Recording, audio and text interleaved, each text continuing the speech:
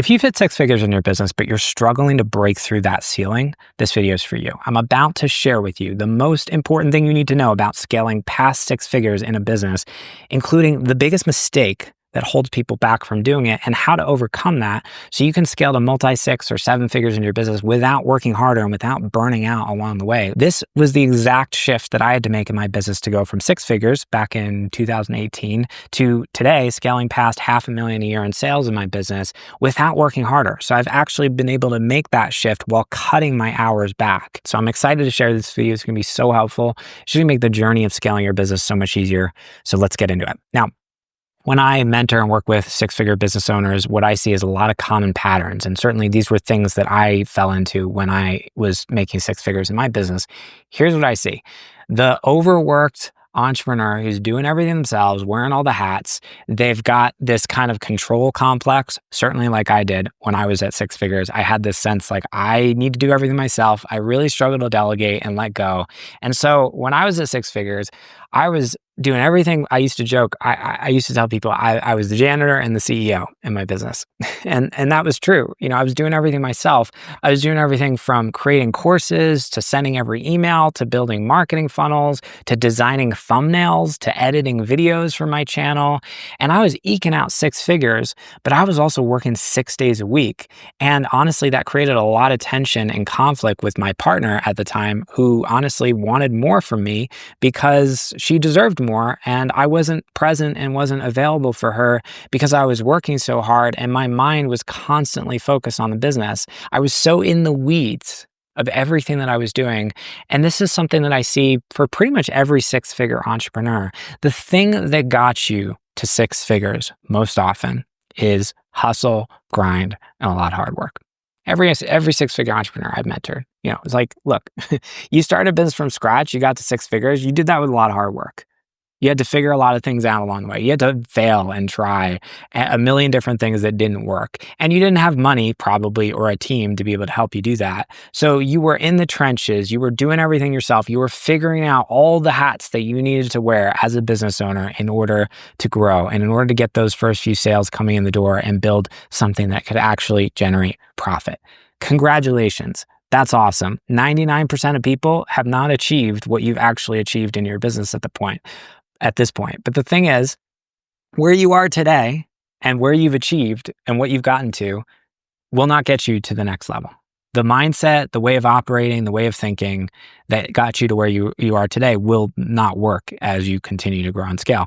And this is what I ran into when I was at six figures, because I was like, look, I'm already working 6 days a week.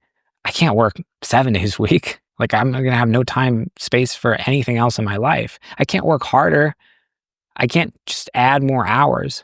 Can't do more. You know, I see so many six-figure entrepreneurs trying to do this, and yet they're just on the path to burnout because they're trying to do more of what got them to where they are today versus this shift that really is the key to success when it comes to actually scaling a business.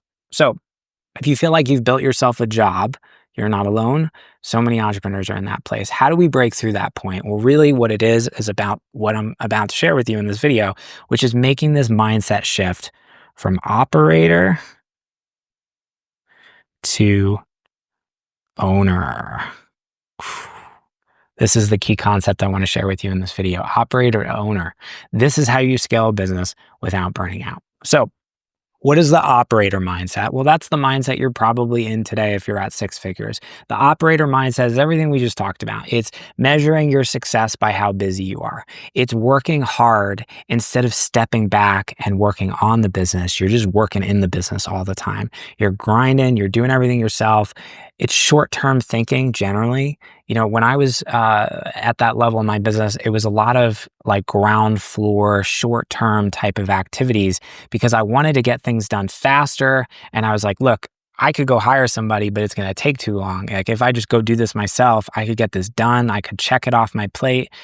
On a deeper level, what I find is Where you get your dopamine from is very interesting, when it comes to being a business owner.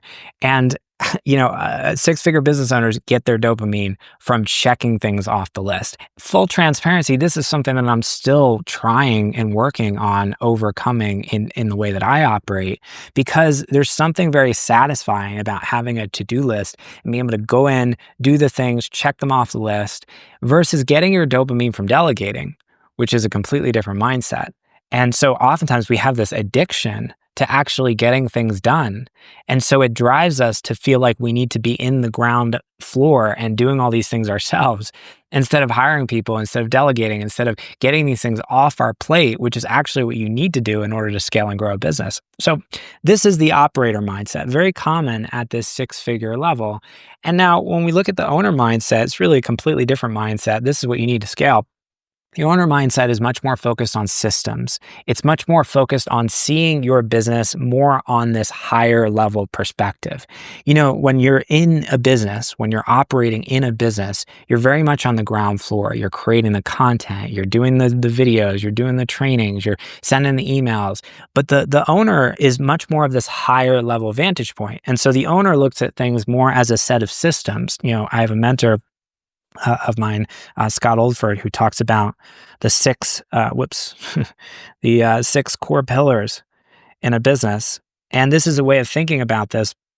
So we've got marketing, we've got sales, we've got operations, we've got finances, we've got delivery, and we've got mindset.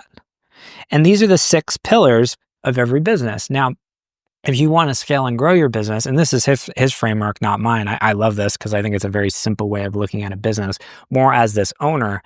You start zooming out and you start seeing your business as this set of systems. We've got marketing systems, we got sales systems, we got operations systems. Rather than being in the ground floor of all these systems all day, you zoom out and you look at how these things are operating on a higher level together. And we start thinking about your business more as this set of systems and how do we optimize these systems rather than how do we just be in the ground floor doing all the work all day. It's more of this higher level mindset. There's also this prioritization around leverage. This is another key. Leverage is how you get more out of the same amount of your time. Some people use 24 hours to make a couple $1,000s a month, 24 hours a day, and other people use that same amount of time to literally make like billions of dollars. So why do some people get so much more out of their time? Well, it's because they've gotten better at creating more leverage, at looking at how do I move myself up the value ladder in my business so that I can essentially make my time more valuable. At the bottom of the value ladder, we've got things like admin. And when I was at six figures, a lot of what I was doing in my business was like administrative stuff. Like replying to emails, or, maybe one step up the value ladder, we've got things like video editing, things that you could hire somebody for like $20, $30 an hour to do. Yet I was spending hours every single week editing videos. And what that was taking me away from was these things that were much higher up, like, let's say, creating more content or selling or high level vision and strategy. So I see so many six-figure business owners who are spending all their time doing admin, and they're wasting all their time doing things they could hire somebody for $10 an hour or $20 an hour or $30 an hour to do. And that's taking them away from the $500 an hour, $1,000 an hour tasks or $10,000 an hour tasks that they really should be doing. So leverage is about moving you up the value ladder. It's about taking these things off your plate and being able to delegate them or eliminate them or automate them so that you can put yourself in a position where every single hour you spend in your business is so much more valuable. So this is a big key too, leverage. And we can do that through hiring others. We can do that through automation. AI is a big area where I think there's a lot of opportunity for leverage in a business. Using your money instead of your time. This is another shift that often will move you up the value ladder. When I was at six figures and I was scaling to multi six figures, I started using things like paid traffic in my business to trade my money for attention instead of my time for attention, because that will allow many people in in your business that will allow you to essentially reach more people without having this bottleneck of your time. Because you only have so many hours in a day, but when you can start leveraging your capital to either be able to hire a team or to be able to invest in ads or forms of audience building that scale, that are more leveraged, you can move yourself up the value ladder. You can focus on these higher level priorities and scale your business as a result. Also, there's this shift from short-term thinking to more of this like long-term sustainability focus. One of the biggest lessons that I've learned along the way in my business is that it's a long game. You probably already know this if you've been in business for a couple of years, but there are no magic hacks to grow a business. It's really about, the way I see it, is it's this exponential curve that is created by you putting one brick on the castle every single day and doing that over years and years and years and years. So it's like my first year in my first coaching business that I started back in 2016, I made $4,728. And that was me showing up like 6 days a week. But the second year I think it was like $70,000. And the third year I made six figures. And, year after year after year, I've been able to stack bricks on my castle by creating more content, by showing up consistently, and by building day after day after day. And those results compound over time. And you look back 5 years or 10 years down the line, you're like, oh my God, I have a super successful business because of that. So the thing that actually allows you to do that in your business is a focus on sustainability versus, six-figure entrepreneurs I often meet, they're so focused on the short term. It's like this quick fix, kind of quick win mentality. They're sprinting all the time. And this is certainly where I was at six figures. It was like, man, I was working so hard because I was so short term focused. Whereas me today, I take a lot more time off. I move in the micro actually slower than I moved when I was at six figures. But it's because I have this focus more on like, I'm here for the next 10 years or 20 years or 30 years or a lifetime. I'm building a legacy. I'm building something that I know is going to be around for decades. And so my focus is, how do I create an environment that allows me to show up continually in that so I don't burn out? So sustainability becomes the new focus. The other thing is your activities actually shift. We move from things like the doing, which are more of these low level value, activities, up the value ladder, and you start spending a lot more of your time thinking and strategizing and hiring and, more of this kind of high level vision type stuff. This is how your focus needs to shift. And this is, what happens when you move again from being an operator to being an owner. So it's a completely different mindset. And a lot of people struggle to make this shift. I certainly have. And in many ways, I think I still do. I still notice, elements of my operator very strong in the way that I show up in my business. And it's this constant realignment back to this new identity of like, what does it actually mean to be a high level owner and the way that I operate my business? So this was something that changed the game for me. And it was not an overnight thing, but over time, for example, one thing that really shifted for me was when I decided I would let go of editing videos in my business. And this was something that, I was spending hours a week editing videos. And one of the things that I struggled with around this was I actually really enjoyed it. I studied music production in college, and I used to like mix records. And so I loved like being in the weeds of like being able to create music on a computer. And a lot of that stuff kind of applies to video editing too. It feels very familiar to me. So I used to love video editing, but I realized I was wasting hours a week editing videos, which was not the highest leverage use of my time. So even though this was something that I enjoyed, I realized it was taking me away from these higher level things. And so bringing a video editor on my team was a game changer for me. It freed up hours every single week that I could redirect into creating more content and also focused on these higher level things. This is something I often do with clients. I had a client of mine I mentored, this was a while back, who was a very successful course creator, and she built a six-figure membership program, but she was doing all the video editing herself.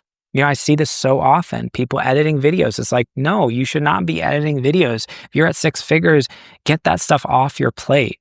It made such a big difference for me. And so continually coming back to this in my own business and how I operate has been a game changer for me. So, what are some signs that you're still an operator in your business? Well, and I'm looking at my notes here. You'll have to excuse me. The first thing is you have this kind of like maybe obsession with control, or obsession is maybe a strong word, but you really struggle to let go of control, and you have this mindset of like, I can do something better than anybody else, and I'm the person that needs to hang on to everything. That's a common indicator that you're stuck in an operator mindset. I I tell people all the time, I'm a recovering control freak. I've really had to let go of this. And one of the biggest mindset shifts that has helped me around this has been this shift to 80% done by somebody else is better than 100% done by me. It's a big mindset shift because you often have to accept when you start delegating more and more things to other people that someone else is maybe going to do them 80% as good as you would. But that's okay, because 80% done by somebody else is better than 100% done by me, because that frees me up to focus on higher leverage things in my business. So if you have this attachment to control in your business, if you struggle to let go of control and to hand things off to other people, you have this sense that you should be doing all these things yourself because you're the best person to do them, very clear sign that you're in an operator mindset. If you can't unplug, if you struggle to let go or turn off, this is something that I still struggle with today. So you're not alone in that. But more and more, if you're kind of in the weeds all day, thinking through, doing everything yourself, oftentimes you'll find that it's difficult to unplug. If your growth in your business is directly tied to your time and your energy, if you've created a business where you can't step away for one moment, otherwise it's all going to fall apart. If you're afraid to delegate, if you have this mindset of like, no one can do it like me, if you're short-term focused, this is another thing that gets in the way. The biggest thing that entrepreneurs will tell themselves that stops them from shifting this mindset is, I don't have the cash to be able to hire someone to help me. Well, of course, the way that you create more cash in your business is by hiring people to take lower value things off your plate so you can focus on higher value things in your business. Like me doing, $20 an hour admin tasks all day is actually getting in the way of me focusing on $500 or $1,000 or $10,000 an hour tasks. So in order for me to make more money in my business, I actually have to hire first. You have to put the cart before the horse. So if you're in this mindset of like, well, I don't have the cash to be able to hire somebody to take these things off my plate, you'll never get beyond that point because you're spending all your time doing all these things instead of focusing on the things that are higher leverage that are going to get you paid more. So you actually have to put the cart before the horse, when it comes to actually getting out of this trap. So these are some indications that you might be in an operator mindset. The important thing is, how do we shift this? How do we actually change this? There's a lot to this. I help clients do this every day, and it's a big part of my job. But there's a couple of suggestions I have that will help you do this. The first is I want you to do a time audit on your calendar. And this is actually something, full transparency, I'm doing right now. So you'll see, well, maybe you can't see this, but it's basically a time log. And I often recommend my clients do this, where basically every single day for a week, usually is a good amount of time, every 15 minutes, we basically, you can create some kind of a log where you just have, the time on the left, and every 15 minutes, you have a different section. And so basically every day for a week, every 15 minutes, you're going to sit down and you're going to write down what you're doing every 15 minutes. And I want you to audit your time and basically look at this and ask yourself, how much of my time am I spending in operator mode, more of like the doing, like when I'm in the ground floor of my business, versus owner mode, more of this high level strategic type of thinking, hiring, delegating, more of this high level ownership type mindset. And just look at how you're spending your time today. It's a great exercise. I often recommend my clients do this, particularly when you're like, I don't have enough time. This is a big excuse people will often tell themselves. what I've experienced is like there's always time for what I prioritize. And when I do this exercise, I often find that there's just hours every single week that I'm wasting doing stuff that I should not be doing. And it makes it so clear when I do this exercise. So auditing your calendar, I think, is really, incredibly important, doing something like a time log here.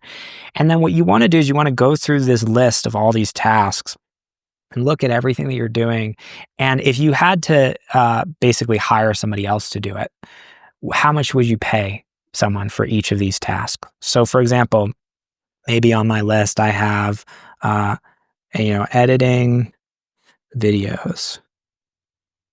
So maybe I'm spending like 4 hours a week doing that right now. That's just an example. And so if I had to hire somebody to do that, I could pay them, let's say $30 an hour. And on the other hand, I have sales calls. Maybe I spent, 4 hours a week doing sales calls. And if I had to hire a salesperson, like a really good salesperson like me, I'd probably, pay them like $1,000 an hour. And then there's like responding to emails. And honestly, I could hire a VA to do that. Maybe I'm spending, 2 hours a week. Honestly, for most people, it's more like 5 hours a week, maybe, or more. I could hire somebody at $10 an hour to do something like that. So once you have all these tasks from your time log, you can go through and you can basically say, how much would it cost for me to actually pay somebody else to do this? And what you want to do is you want to look at the lowest value tasks on your list. And for example, for most people, it's going to be more administrative stuff. That's usually the first thing that I recommend that people hire. So you can go out there and you can hire a VA for like, honestly, I mean, depending on where you hire them, you could hire someone from the Philippines for, let's say, $6 or $8 an hour. That's like a college trained, amazing, like VA. And honestly, $8 an hour for someone in the Philippines is like making six figures, is really good money. You could hire somebody like that to take all of your admin, all of your social media scheduling off your plate, all of those kind of lower value administrative type tasks. I'm also really excited, on a side note, about what's going on in AI right now, because if you've been following this, and if you haven't, you definitely should be. This is the most important thing that's happening, I think, in our world right now in terms of technological advancements. In the next 6 to 12 months, we're going to have AI agents that basically make it possible to do these types of administrative tasks with just an AI. So you can go to like ChatGPT and you can say, hey, like go respond to my inbox for me and clean out my inbox, and go schedule content on social media. And it's just going to be able to do all that stuff for you. So I think that ideally we get to a point as entrepreneurs where we don't even need to hire people for this kind of stuff. We can just, use an AI tool or something like that. We're not quite there yet. We're close though. In the next 6 to 12 months, that's going to be very much a reality. Either way, the principle is the same, which is you look at all these tasks and then you start, pulling these lower value tasks off your plate and either automating them or delegating them. Or in some cases, you may not even need to do them at all, and you just cut them and stop doing them. So this is how you look at, how do I create more leverage? How do I free up my time? And of course, you want to start with the lowest value tasks first. You don't want to go to like sales calls and things like that. Generally, if we look at what you should be doing to scale in your business, it's high level strategy. It's content creation. And when I say content creation, I mean like you being on camera like this. Like I have a team who helps me with these videos once I actually record them.